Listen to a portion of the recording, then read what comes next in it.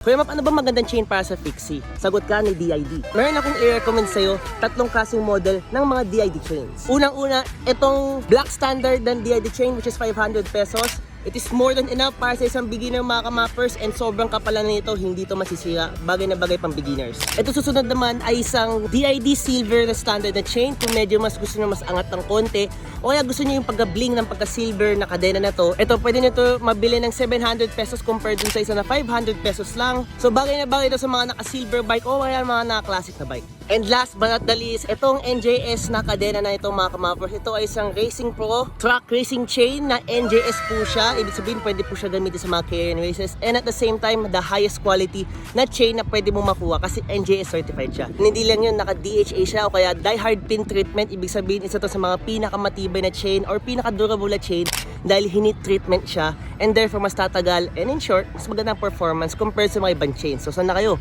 bumili na kayo nito and hindi lang yun. For only 1,300 pesos, ito na yung pinaka-mura na NJS na Fixie chain na mabibili mo sa kahit na saan. Pwede mo mabili mga chains na to sa tulad ng PKT Cycle sa Davao o kaya sa JR Speed Cubao o kaya sa VP Cycling dyan sa Binondo o kaya sa official DID store.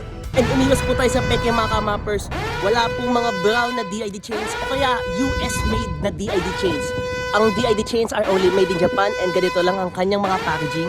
Wala nang iba, hindi po color brown, kundi ito lang po mga packaging na original. Kaya mag-ingat po, baka makabili po kayo ng peke.